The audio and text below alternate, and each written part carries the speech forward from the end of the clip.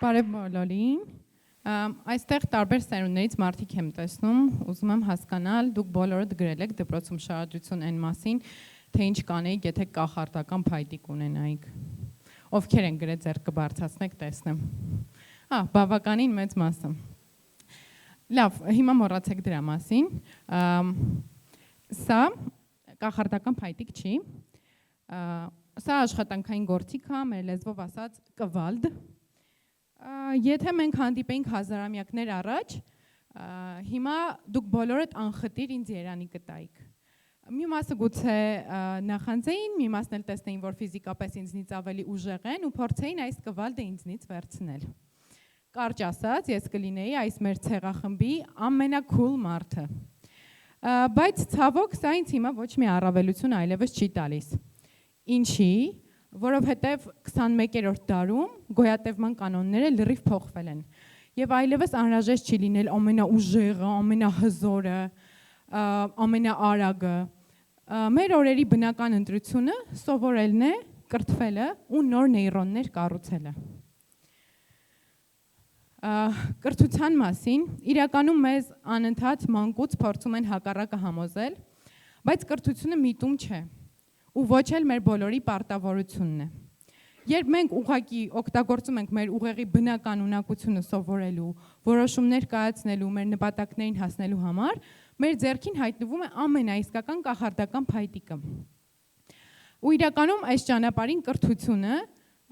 հենց պարզապես այս կվալդն է, այս աշխատանքային գործիքն է նորօրյա մարդու։ Ու այդ ինչի եմ ես ասում, որ դա կախարդական փայտիկ է, որտեղ ինքը մեզ թույլ է տալիս դառնալ այն, ինչ կուզենք, գործից մինչև արքայադուստր։ 2018 թվականին ես սովորում էի Երևանի պետական համալսարանում, հոգեբանության ֆակուլտետի երկրորդ կուրսում էի։ Այդ ժամանակ իմ առջև ինչ-որ պահի բացվեց ինչ-որ կախարդական աշխարհ, դա մարդկային հոգեբանության ամենախորը կետերն էին։ Մեր դիրքորոշումները, ենթագիտակցությունը, ենթագիտակցական խաղերը, մեր անգիտակցականը։ Եվ ես սկսեցի խորանալ ամբողջի հոգեբանության մասին։ Հոգեբանության մեջ, կհիշեք 2018-ին դա բավականին ակտուալ էր, եւ ինչ-որ պահի դա ինձ տարավ սպառողի հոգեբանություն։ Մարդը որպես սպառող։ Եվ իմ առջև բացվեց մի նոր կախարդական աշխարհ ու դա նյարդահոգեբանություններ եւ նեյրոմարկետինգը, այսպես ասած։ Ինչ-որ պահի, երբ ես խորացա ինչ-որ կլիշե թեմաների մեջ, արդեն հստակ գիտեի, որ 3 գնային սեգմենտից մարդիկ երկրորդն են ընտրում, դեղին տակ լույսը թխվածքներ վաճառելու հավանականությունը բարձրացնում է, կամ չգիտեմ, դանդաղ հանգիստ երաժշտությունը ավելի շատ ժամանակ ու գումար ծախսելու հավանականությունն է բարձրացնում, սև գրատախտակի վրա սպիտակ կավիճով գրված մենյուն մեզ մոտ տպավորություն է ստեղծում, թե այստեղ ամեն ինչ շատ թարմ է, ես հասկացա, որ ժամանակն է բիզնես լեդի դառնալու։ Այդպես ստեղծվեց Թեյնիկը։ Թեյնիկը հակասրճարան էր Վանաձոր քաղաքում ու առաջինն էր ամբողջ Լոռու մարզում, դրա համար աշխատում էր։ Ինչպես մենք էինք սիրում ասել, Թեյնիկը եռում էր, որովհետև դա միակ տեղն էր պարզապես, որ երիտասարդները Վանաձորում կարող էին ժամանակ անցկացնել, հավաքվել գրքերի շուրջ, երաժշտության, սեղանի խաղերի, ու նաև այն շատ կարճ ժամանակում դարձավ Վանաձոր մուտք գործած զբոսաշրջիկների կանգառը։ Իրականում մենք անչափ երջանիկ էինք, ես լինելով 19 տարեկան գործարար, չգիտեմ,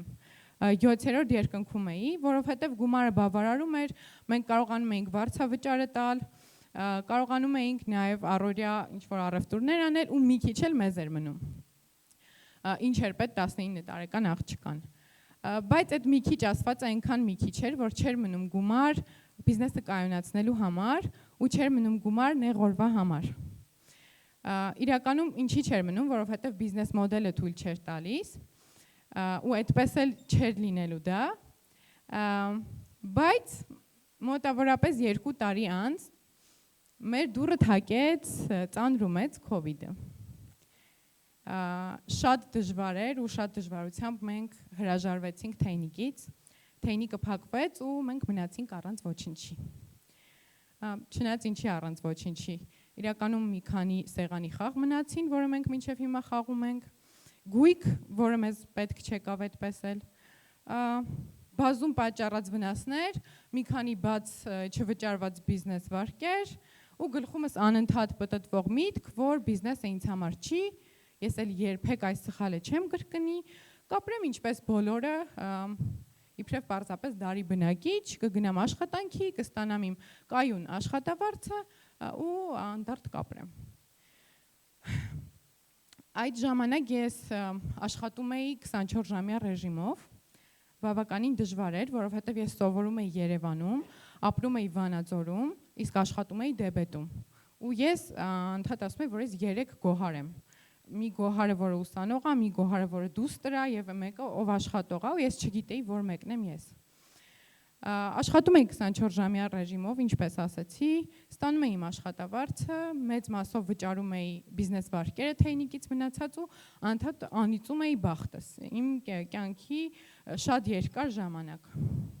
Հետո մեր դասերը մի քիչ ավելի բարդացան, ավելի լուրջ առարկաներ սկսեցինք անցնել ու իմ առջև իր ամբողջ հմայքով բացվեց նյարդաբանությունը։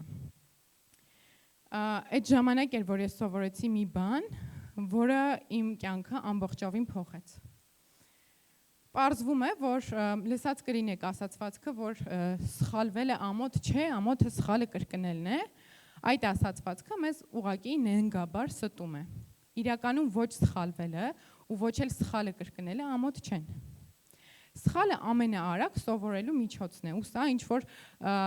մոտիվացիոնալ խոսք չի ու ոչ էլ տոքսիկ պոզիտիվիզմ է։ Սա սովորական ենթադրություն է ու եզրահանգում է նյարդաբանությունից։ Ամեն անգամ, երբ մենք սխալ ենք կատարում, մեր ուղեղում նեյրոնները սկսվում են ավելի արագ կառուցվել, եւ դա նպաստում է մեր աճին։ Իրականում բոլոր կարևոր հայտնագործությունները հենց սխալի հիման վրա են եղել, ու ինչպես ասում է Թոմաս Էդիսոնը, շատ եմ սիրում այդ միտքը, որ նախքան նա լամպ կհայտնագործեր, նա ոչ թե 1000 անգամ սխալվել է, այլ գտել է 1000 եղանակ, թե ինչպես հնարավոր չէ լամպ պատրաստել։ Ու այս բոլոր սխալները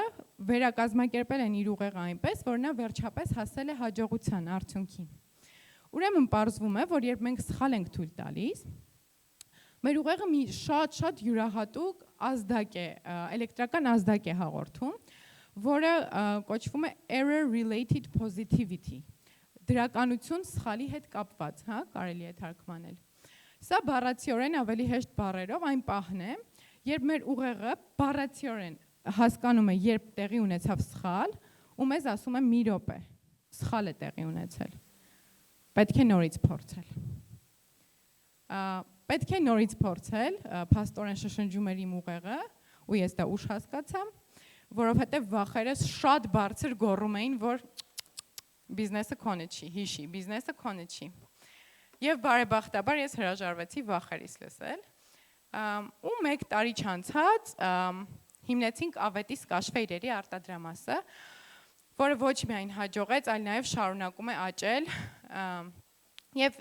մեզ բերում է այնպիսի հաջողություններ, որի մասին մենք չենք էլ պատկերացրել ու չենք էլ սպասել։ Բացի բազում մրցանակներից, աջակցություններից ֆինանսական, որ մենք ստացել ենք, շատ կարևոր է, որ այն անձնական կոմպոնենտները, հնարավորություն ճամփորդելու, հնարավորություն ստեղծագործելու քո երկրում, հնարավորություն բավականին ճանաչված միջազգային բրենդերի հետ աշխատելու, ոգեշնչելու, ոգեշնչվելու ու ինչը որ ինձ համար ամենակարևորն է, այն տվեց հնարավորություն ապացուցելու, որ միջազգային ստանդարտներին համապատասխանող որակը կարող է դուրս գալ իմ Վանաձորի նման փոքրիկ քաղաքից։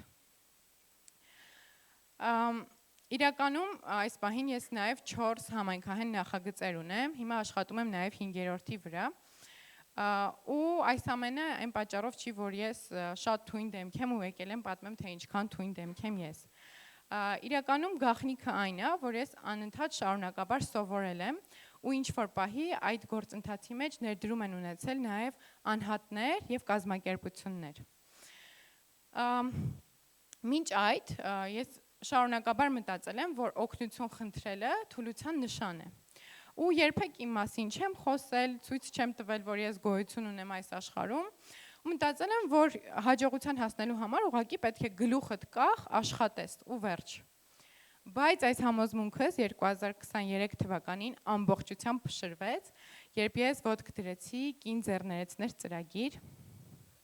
Քիչ ուզում եմ այդ ծրագրի մասին խոսալուց, որտեղ իմ կյանքը ամբողջովին փոխվեց։ Առաջին անգամ այնտեղ ես հասկացա, որ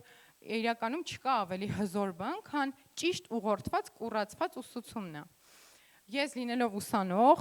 տարիներ շարունակ սովորելով, չէի հասկացել, թե ուսուցումը ինչքան հզոր բան կարող է լինել,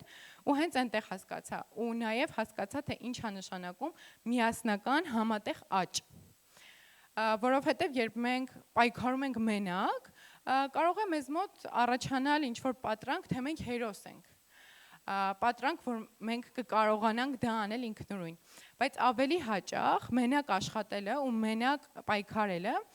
մեզ հանգեցնում է ուժերի որոշակի սպառման, լճացման, միայն մեկ անկյունով նայելու։ Եվ հենց կին ձեռներեցներ ծրագրում ես հասկացա, որ իրական առաջընթացը այն ժամանակ է սկսվում, երբ դու հայտնվում ես միջավայրում, որտեղ քեզ շարունակաբար ջրում են, քեզ աճեցնում են, կիսվում են գաղափարներով, կիսվում են փորձով, ու անկախ նրանից, թե շատերը ինչ կարող են մտածել Հայաստանի նման փոքրիկ, թվացial սակավ ռեսուրսներով երկրի մասին, այստեղ ես գտա մարդկանց, ովքեր իմ առջև աննորմալ մեծ դռներ բացեցին։ Ինչի համար շատ շնորհակալ եմ, ինչի եմ այսպես ասում, որովհետև այս դռները, որ բացվեցին, եւ նոր գաղափարների, եւ գիտելիքի, եւ փորձի տեսքով, դրանով չսահմանափակվեցին, նաեւ ես ստացա ֆինանսավորում, որը օգնեց իմ զարգացումը ավելի թռիչքային անել, ու հիմա երբ խոսում եմ ինքս էլ, թե ինձ ինչքան են օգնել, մի տեսակ անիրատեսական է թվում, ու մտածելով մարդկանց մասին, ովքեր ինձ օգնել են, մենք կարող ենք մտածել, թե նրանք ինչ-որ սուպերմենի շորերով կամ ահավոր թանկ կոստյումներով մարդիկ են, բայց չէ, այդ մարդիկ հիմա շատ-շատերը նստած են նաև այս դահլիճում, ու ես մի հատ էլ այստեղից ձեզ ասեմ, որ շատ շնորհակալ եմ ձեզնից, ու հաջողությունը մեզ ավելի քան մոտ է, քան մենք պատկերացնում ենք։ Հիմա մի բան եմ ուզում խնդրել, առանց ամաչելու մի բան ուշադրությունը իմ վրայից շեղեք եւ նայեք ամեն մեկը ձեր աջ ու ձախ կողմում նստած մարդկանց թեթև երախտագիտական ժպիտով։ Դուք չնայեցիք, այ, դուք է նայ։